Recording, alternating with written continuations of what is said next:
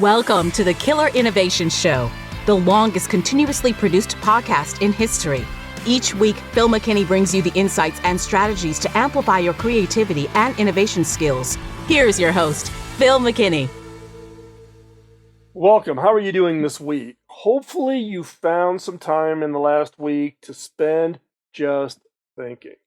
I don't know about you, but it's probably one of my biggest struggles is just finding that quiet time. And as innovators, it is important that we find that quiet time. So I would encourage you, whatever you're working on, whatever is crowding out your attention, things are being distracting, whatever it might be, carve out, even if it's just 10 minutes every day, to just relax and to just think.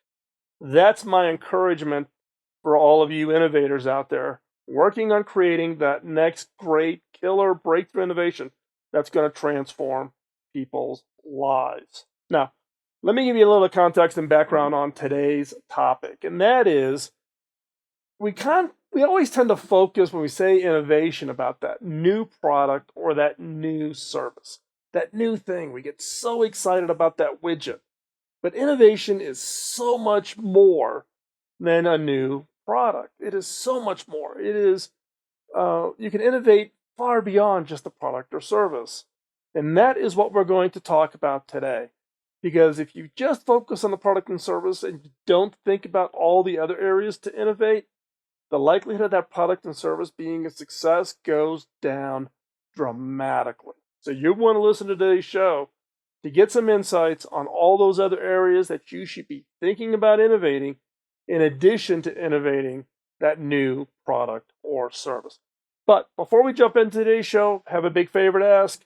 Can you like, follow, and share? If this is an episode that you think somebody else should listen to, somebody on your team, somebody in an entirely new, different organization, somebody that you're connected to on social media, if you think that this is a show that they should listen to, share it. Put a link up there, share it onto your social media channel, like it, post a review, post a comment wherever you get your podcast.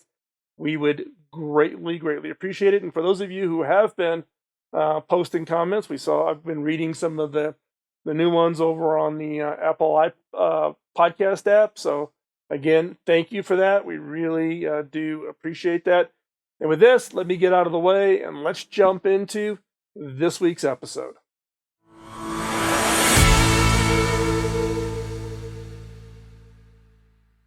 Innovation just isn't about products. We tend to get all wrapped up on wanting to create that new thing, that new product, that new service, the new whatever, the shiny object. And we get so focused on that it almost becomes that's the culture of an organization. When you use the word innovation, it's about what's that new thing? How do we innovate?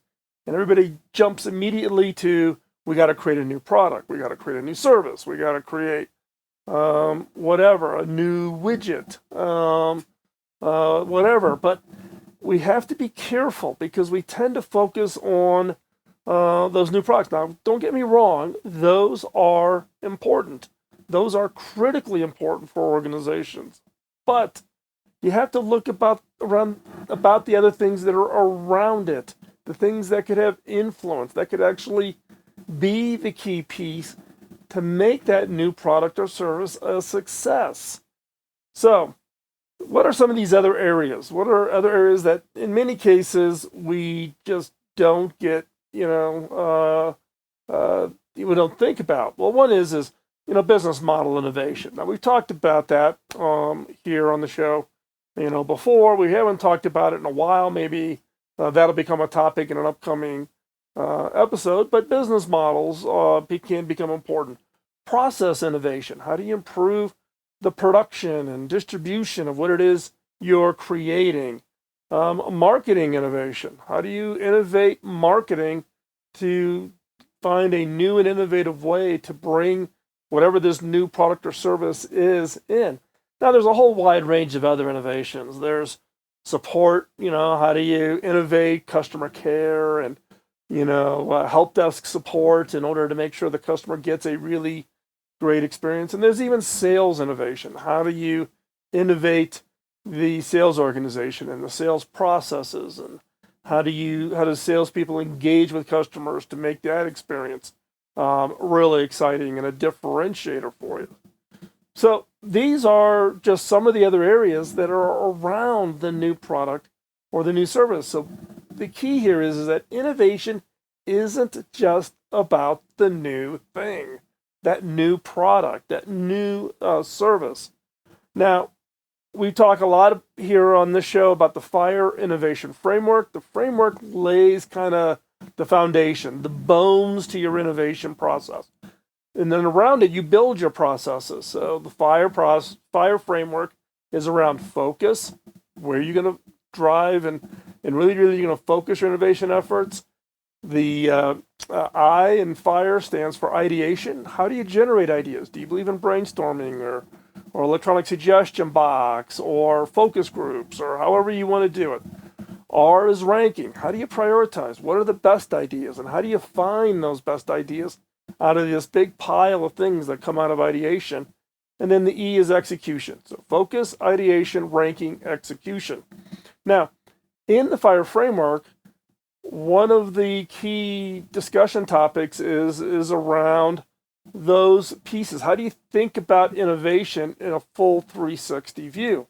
And in FIRE, we think about it around three dimensions: the who, the customer, who gets the benefit of this thing you're creating; the what, the shiny object, that new product, that new service, that whatever; and then the how, everything else around it, everything that's needed around it in order to enable and create this product and make it a success in the marketplace. The who, know who your customer is, understand the problem, because that's what you're innovating.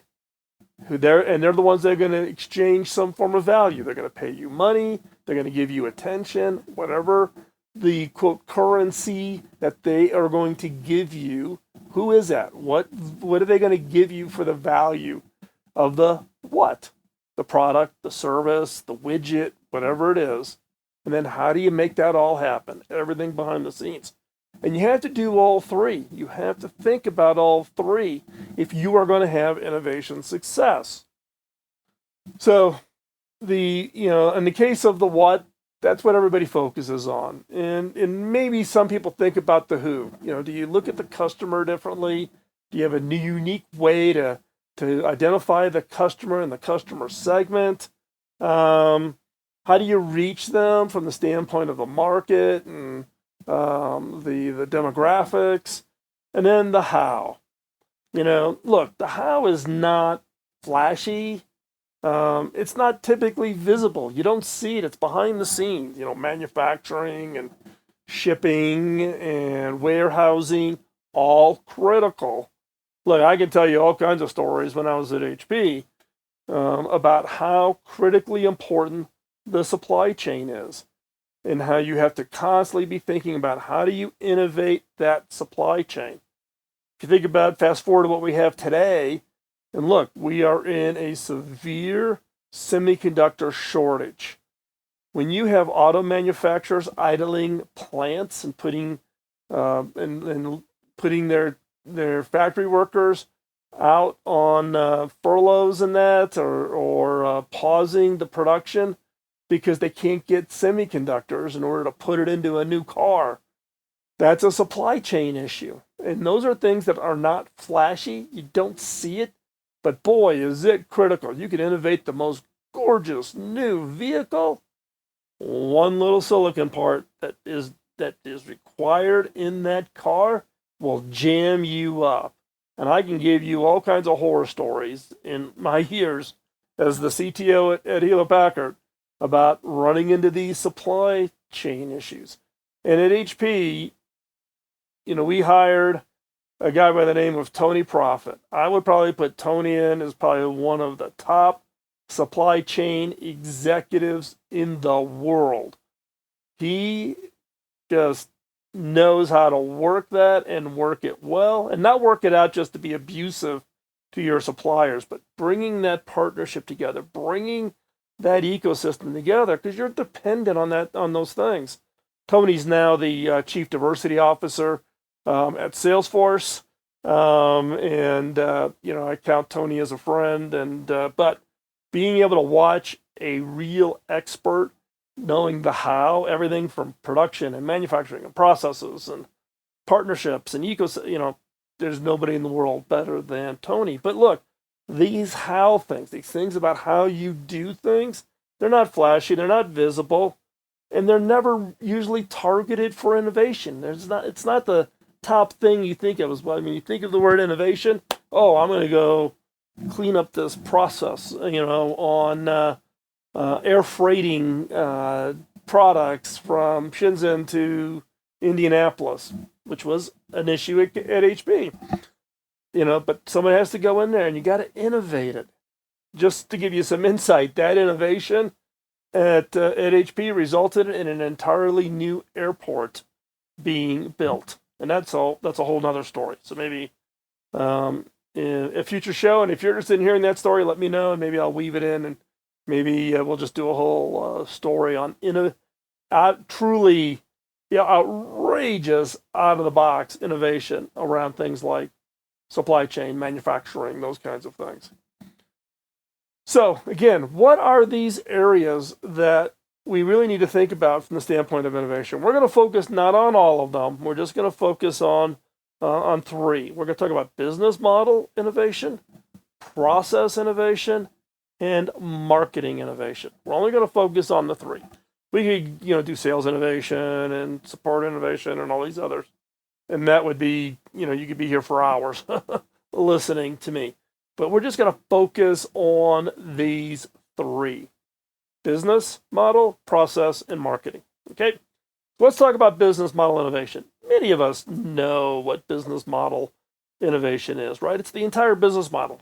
How are you going to deliver this thing, whatever it is, a product, a service, an experience, or whatever, and structure it in such a way that the customer's value gets created in a way that you receive the value back in a differentiated way that more correlates to what the customer perceives of what they're getting. So let me simplify this. Let me walk through a couple of these business models, right? So again, you're trying to create a mechanism of which there's this exchange. The exchange of the product or service or experience, whatever it is you are creating, and then the exchange is what does the customer give you, and what is that model? How does that exchange happen? So business model innovations that we've all seen is, subscription model. So I have a bunch of tools here. So take my Amazon creative tools for Photoshop and all of the, all of the Adobe tools, right? So I have it on a subscription model. I pay so much per month, and I get a list of, I think I get 8 or 9 of the Adobe apps as part of my Adobe Cloud subscription model. And as long as I'm paying, I get the use of the apps, and it's a monthly fee.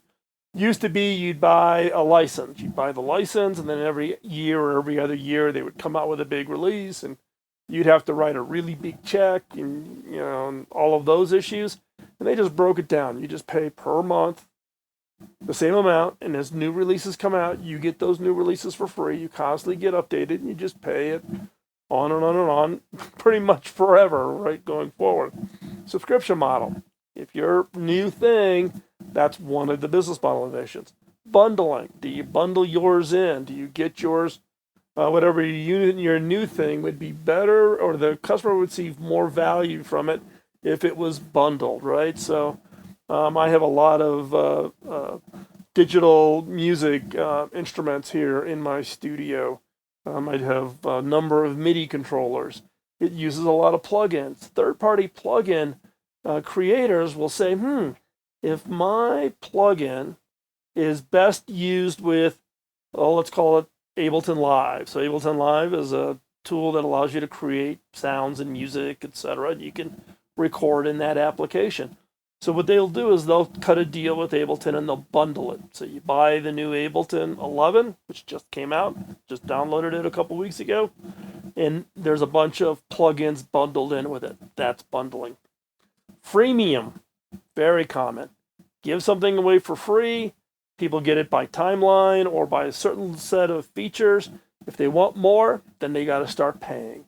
A number of mobile apps do this. They'll give you the app for free, but when you want to turn on certain capabilities in order to get more capability built out of the app, you got to pay for it. And that's where you get from a freemium to paying a premium in order to do that. Razor blade. I'll give you the razor for free, but every razor blade you use, I'm going to charge you for it. And look, I'm CTO at Hewlett Packard. The razor and razor blade model was the model for printers. The hardware of printers were sold at cost or a loss in order to get people to buy the ink. And the margin was all in the ink. So, perfect example of the razor and razor blade. The other is leasing model, right? Take automobiles. Leasing is quite popular. If you're, driving it around town and you don't want to, you swapping up and you're upgrading your vehicles fairly often. You want to have reduced upfront down payment, and there's good terms. Lease the vehicle. Perfectly valid. At the end of the time, you turn it back in and go pick yourself a new vehicle, and you just pay the monthly the lease rate. And then crowdsourcing. There's Pebble Watch was a perfect example of this. Pebble Watch, great company. Gentleman who worked with me at HP was the head of design at Pebble Watch, guy by the name of Mark Solomon, phenomenal designer. And Pebble had a unique model. They would design a new watch, and then they would crowdsource it. So pre-order your watch. Here's the new Pebble watch that's coming out.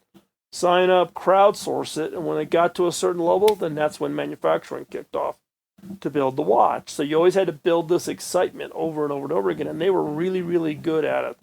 And then Pebble Watch, I'm trying to remember who they got acquired by. Somebody out listening will send me a note and remind me. I'm trying to, I'll think of it here in a second. But that was a very unique model when it was being done. So you didn't have to go out to manufacturing and build it and hope people wanted it.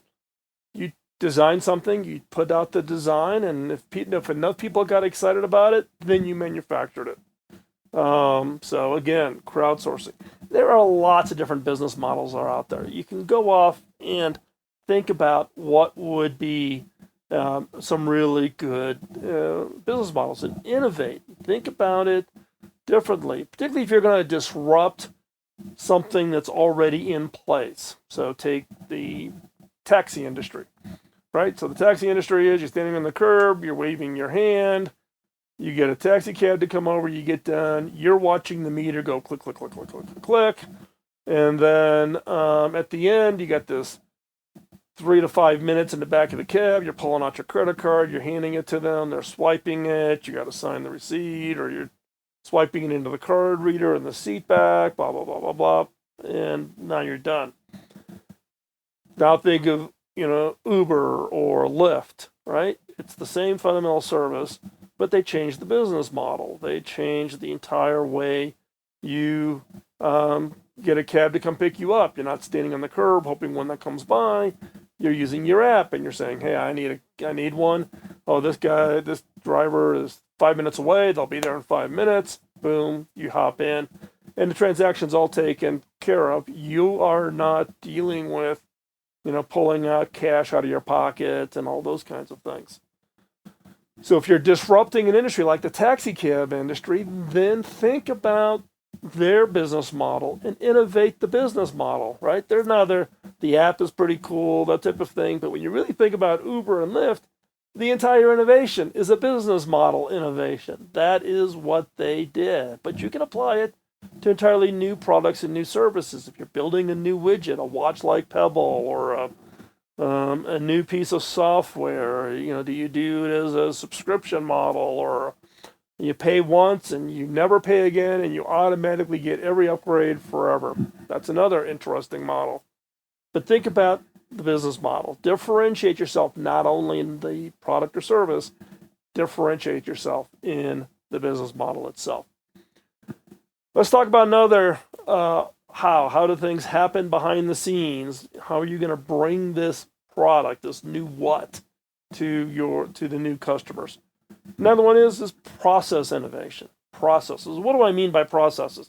Processes, when I say process innovation, I'm talking about the processes within the organization about delivering, right? So how do you deliver this product or service? How does this thing going to get to the customer? How does it get from manufacturing to the customer? There's the sequencing. So the processes of saying this step 1, this is step 2, this is step 3, this step has a dependency on this piece being available at the right time. So it's all that sequencing. And then there's information and communication, right? So it's all the making sure everything is coordinated, right? So that's task managers, it's information. We typically think of that about it as there's a lot of technology in that piece, right? So it's the information, tracking it, the scheduling, the making sure everything's being done in the right sequence. So think about what it is you're doing, the new product or service, the widget, the magic that you are creating.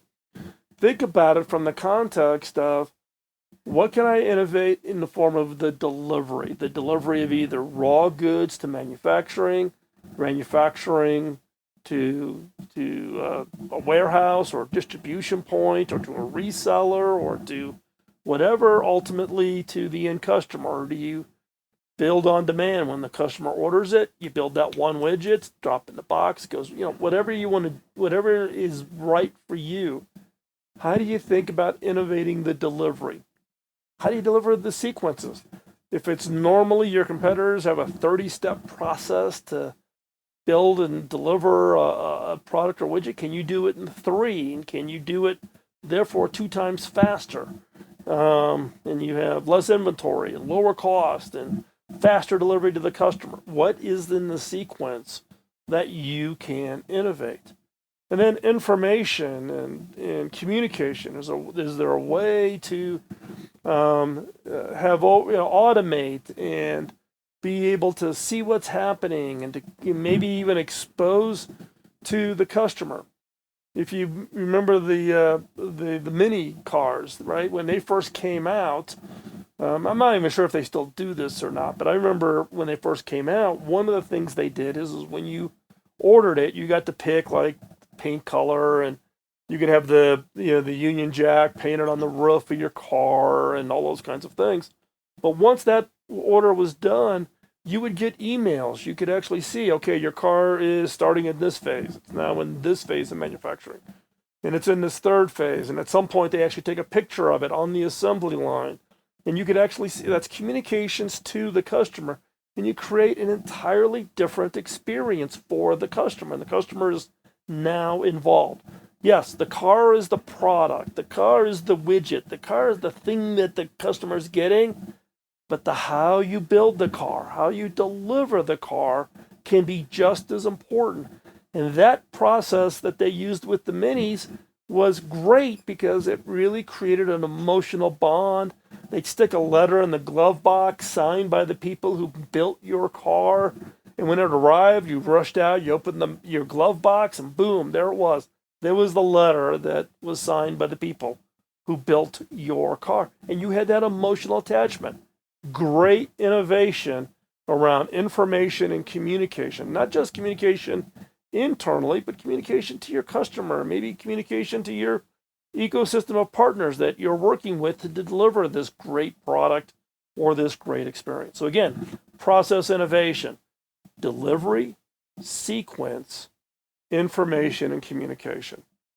3 pieces. Think about those. What can you do to do process innovation that's going to transform how you're delivering that new product or service? Now let's talk about the third area of innovation around the how. What is it you do behind the scenes to deliver this great product or great service? We're talking about marketing innovation. Now, marketing tends to get, treated as kind of a little bit of a soft thing, right? But marketing, particularly in today's world where the noise level gets so high. How do you break through the noise level? How do you break through so people go, okay, this one broke through. Boy, that's exciting, and I want it. I want to buy that. So what are some of the areas within marketing that are prime examples for innovation? Well, one is packaging, something as simple as packaging. Now, I was never a big believer that packaging was absolutely the critical thing until I got to HP. And we got a lot of feedback. HP spent a lot of time on designing packaging. One is it's consumer electronics. You stick it in a box, and boy, you just hope that when it gets to the other end and the customer opens it up, it works. So there was a lot of testing, packaging, putting things onto pallets, dropping pallets from 12 feet onto concrete, with everything banded together like a pallet size of printers and a pallet of laptops to make sure that it arrived at the other end successfully. So we actually got creative in one case. I'm going to give you a little side story here, and this is to get creative about new kinds of packaging. We actually sponsored a program at the Pasadena School of Design where we challenged a cross-functional team of students. So these were students who had software and technology as their focus area. We had graphic designers. We had what do you want to call them? Storytellers. People who do like movies and write scripts and those kinds of things. And we gave them this challenge. We shipped them like one of every product HP made, including TVs. We made TVs back then. But monitors and desktops and laptops and mobile phones and printers, and so they could see all the different kinds of packaging. And as part of the sponsoring at Pasadena, when you sponsor a program like this, you get first look at it, meaning we got to go in and see the final project at the end of the semester. And they had a big day, invite people in, they could see the work. HP, we got to see it. And anything we were interested in applying, meaning we were going to take it and actually use it, we could carve it out, meaning the public didn't see it. We would work a deal with the student and actually license the idea from the student. So, you kind of think in the traditional student project type of work. We go in there and I flew in with 7 or 8 executives from HP, and we went in, and there were some really good ones, but we got to this one where it was a team of 5 on this packaging design where you lifted the column of the box, and the particular device, it was a gaming PC called Blackbird sitting up on almost like this pedestal. And when you slid this big tall cardboard column off the top of it, it was like it was being revealed. It was gorgeous and designed in such a way that it was great protection. And everybody on the HP team just totally went nuts. We carved that out. We ended up cutting a deal with the student. We actually used that packaging. But in some cases, to innovate these kinds of things, sometimes you got to get out of your own way. That's an example of getting out of your own way. And it was unbelievable, just absolutely unbelievable. So again, talk about packaging. This is marketing innovation. The other one is product placement. How do you get your product placed so it gets noticed, right? Do you post it on, do you do a sponsorship on a podcast so that somebody with a podcast talks about your product? Or, one of the things we did at HP, Sajid Chahil, who's the chief marketing officer, had some very close ties in LA, and product placements on TV shows and product placements in movies, those kinds of things are and still continue to be a very big deal. And you get those right placements. And we also did deals, with the NBA. So if you're watching an NBA game and you look at courtside where they do the statistics, look closely at the monitors. They have big HP logos on the back of the monitors. That's the equivalent of a placement. So get creative. It's like NBA players walking around with Beats headphones. Jimmy Iovine did a great job of getting every NBA player pairs of Beats headphones back when Beats first came out. Product promotion. How do you promote it? How do you advertise it? Etc. So think about product promotion. And then pricing. Marketing can play a very critical role in how do you price this. What's the pricing model going to look like for this? And you can price it in a unique way. Start off with a really cheap price and then raise it. Do you um, price based on feature set? However you want to price it.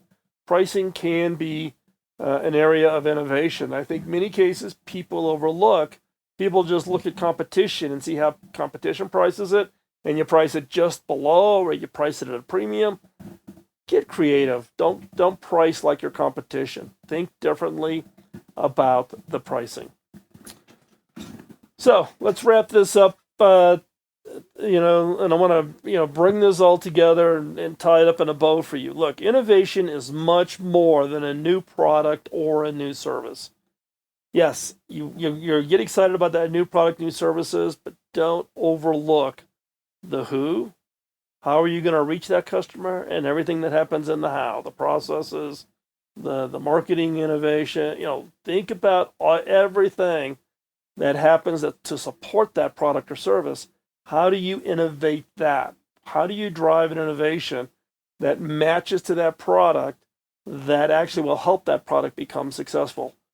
I mean, we can all get excited about the new, but it takes more than just the product or service to be successful. And taking a new thing, a new product or service, and then forcing it into your old processes or your current approach to marketing or your current way of selling it or your current pricing strategy. You're taking this great, exciting new thing and you're jamming it into an old model. Do something different. Innovate everything. Innovate everything around that product or service, because your likelihood of success will go up orders of magnitude if you're willing to do that. Do not constrain what needs innovating. Look at the ecosystem that you have. Everything that touches that product or service, everything from sales and marketing, customer service, customer support, promotion, advertising, everything.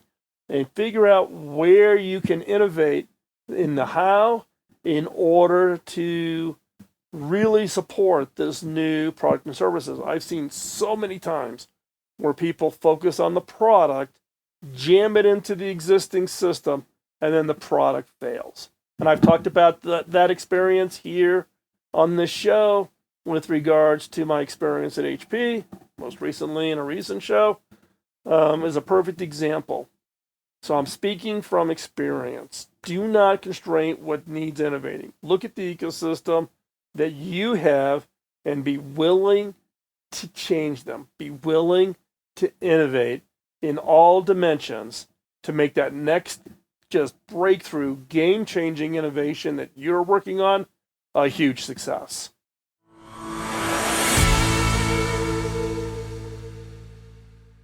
So I want to just quickly summarize again. The important point I'm trying to make today is that thinking about just the product and service creates blind spots. It creates a blind spot of all the other elements that you really need to take a hard look at that may need innovating in order to ensure that that new product or service is going to be a huge success. So don't have those blind spots. Keep that in mind as you're working on that innovation, that new thing that you're creating, that you've also got to look at all of these other areas. You've got to take a 360-degree view of your innovation efforts if you hope to be successful. So, as we wrap up today's show, I want to remind you, please help me pay it forward. We started this show back in 2005 as a way to satisfy a commitment that I made to Bob Davis, my first mentor, my first job, and I actually went to 4 companies with Bob as part of his staff, and he invested a huge amount of time. And a lot of my success that I've had in my career is the result of that early mentorship from Bob. When I asked him how to pay it back, he laughed. He says, "You can't. You got to pay it forward." This is my way of paying it forward. It is sharing my lessons learned, my experiences, what I did right, what I did wrong, having guests on the show who can share their own experiences and their own challenges in innovating, in the hopes that we can help you, one, learn from that so you can avoid some of the pain we went through, and that you can be successful. And the ideas and innovations that you're working on that are going to change the world, I am looking so forward to those, because it takes all of us. It takes all of us as creatives, all of us as innovators, to come up with that new product, that new service that's exciting, solving the big problems we have, solve those wicked problems that we have. It's going to come from you. And I look so forward to seeing what it is you're working on. Giving you a heads up, we're getting ready to head on the road again. The bus is getting ready to go. We will be heading out here. We will be on the road for about 5-6 weeks. We're heading down to the southeast again, but in this case, we're going to come back up through the north and then back in early summer back towards Colorado. And then in the fall, we will actually be going towards the East Coast. We will be spending a little bit of time in the Northeast, coming down. I'll be doing some events in the Washington, D.C., Northern Virginia area, and then heading to Atlanta. The bus and myself, we will be on the show floor at Tech Expo in October. So if you are in the Southeast and you want to maybe come see the bus, come see me, we will be at the Tech Expo convention. You can just look it up online for, I think, 4 days of that week, which is, I think, the second week of October. So if you want to come, take a look at the bus, see it, let me know. I'll maybe even get you a little pass to try to get you in the door if you want to come see the bus or meet with me. I will be recording shows from the show floor, so we will be interviewing some pretty exciting innovators and talking about new innovations that will be announced there in October in Atlanta. So think about that. Again, what I would ask, what would be also really helpful for me, is post a review wherever you get your podcast. Apple, Google, Spotify, iHeart, you name it. We've been around 16 years. Now we're in season 17. We're on everyone. Wherever you're finding your podcast, that's where we're at. We would greatly appreciate you posting a review there, because it helps people then find the show, and I would greatly appreciate it.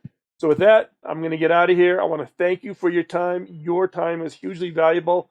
Hopefully, we are delivering value for the time you give us, and I greatly, greatly appreciate that.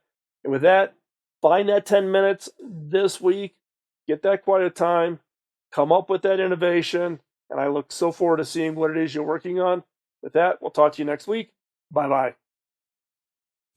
Podcasting nonstop since 2005, this has been the Killer Innovation Show on the Innovators Network.